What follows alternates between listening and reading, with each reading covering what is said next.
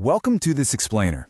Okay, let's just dive right into a very modern and honestly very frustrating phenomenon. If you're anything like most of us, you probably feel completely tethered to your screens, right? You're constantly bouncing from one task to the exact next one, and yet somehow you always just feel completely exhausted at the end of the day. Well, today we're going to break down the science of why that feeling of being constantly overwhelmed is actually a symptom of a much deeper, completely fascinating battle happening right inside your head. And more importantly, we're going to look at what actually happens when you finally just stop. So, let's kick things off with a slightly provocative question, one that kind of challenges everything we've been taught about productivity. What is your brain actually doing when you're doing absolutely nothing? You know, we usually treat resting our minds like it's this huge waste of time, right?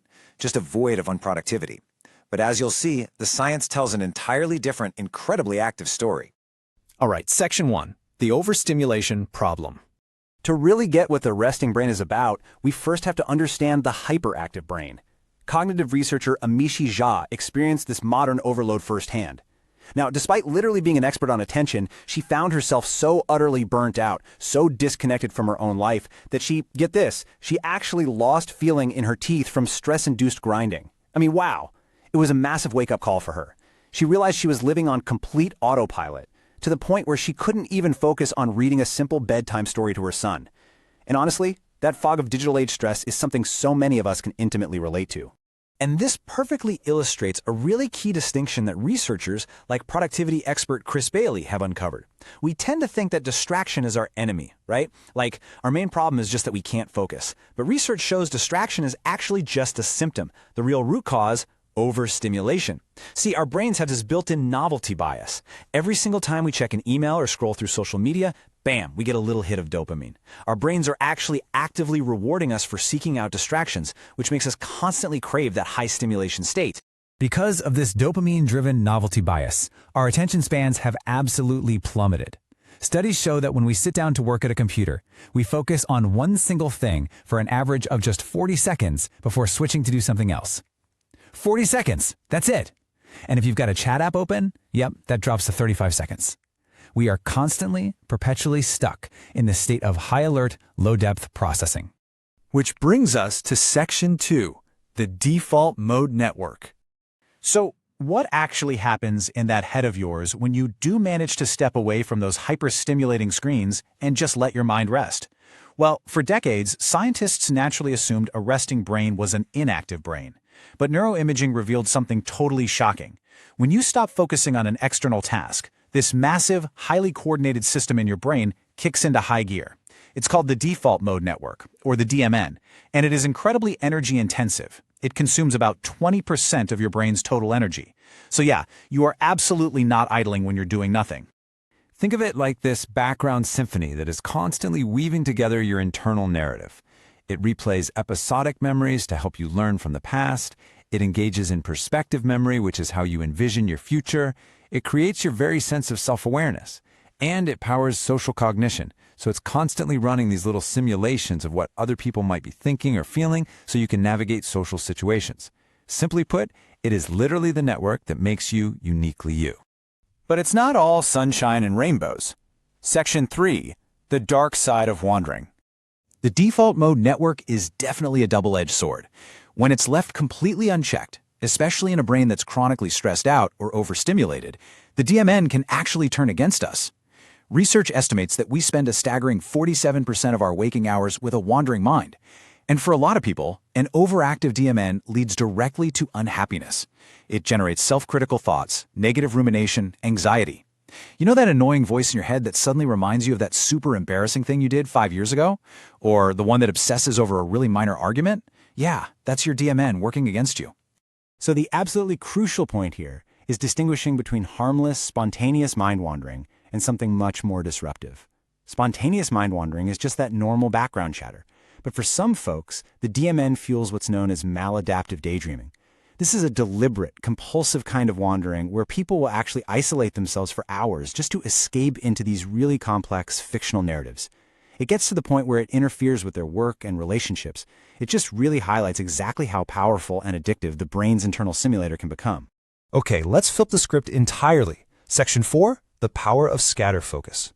If we can learn to manage those negative ruminations, there is an incredibly positive, remarkably creative side to letting your mind roam free. Scientists have pointed out that some of our absolute most brilliant insights happen when we aren't even trying to solve a problem at all. This magic happens when the imaginative, free-flowing default mode network syncs up perfectly with the brain's logical executive network. The DMN generates this massive burst of spontaneous, creative ideas, and then the executive network steps in to evaluate, select, and plan how to actually execute the best ones. So you quite literally need your mind to wander if you want to be truly creative. And where exactly does your mind go when it wanders? Well, Chris Bailey dug deep into the research and found that we have this massive perspective bias. Nearly half the time, 48% to be exact, our wandering minds are actively planning our future. We process the present about 28% of the time, and surprisingly, we only dwell on the past about 12% of the time. This is exactly why you always end up mentally planning out your entire workday while you're just standing there taking a shower. Your brain is doing all the heavy lifting of future planning while your physical body is just running on autopilot. Just like that famous J.R.R. Tolkien quote, engaging in deliberate mind wandering can actually be highly productive. Bailey calls this scatter focus. By doing a really low stimulation activity, like taking a long walk without your phone, taking a bath, or even something like knitting, you're giving your ideas the necessary space to incubate and connect. You are deliberately creating the mental white space your brain so desperately needs to link up complex constellations of thoughts. So how do we actually do this? Section 5, Training Your Attention. How do we harness this power? How do we put a stop to the negative rumination of the DMN, but keep all that brilliant creativity of scatter focus? Well, we have to physically change our brain's hardwiring, and science offers us a few different pathways to build neuroplasticity, which is just the brain's ability to remodel itself. By strengthening the brain circuits that monitor the DMN, we can actually tame it. This ranges from dietary interventions like intermittent fasting or taking curcumin and magnesium, all the way to some really promising clinical research around psychedelics. Psilocybin therapy, for example, shows on brain scans that it can literally desynchronize and hit the reset button on a rigid, depressed default mode network. But for everyday life, the absolute most accessible, proven tool we all have right now is meditation. Experts like Amishi Jha and Dr. Tracy Marks both highlight how mindfulness basically acts like a gym workout for your attention. A super accessible way to build up your distress tolerance and keep the negative side of the DMN in check is just doing a simple daily body scan meditation. You systematically focus on the physical sensations of your body, starting at your feet, feeling the warmth and pressure and moving up, and then gently pulling your attention back every single time it wanders off.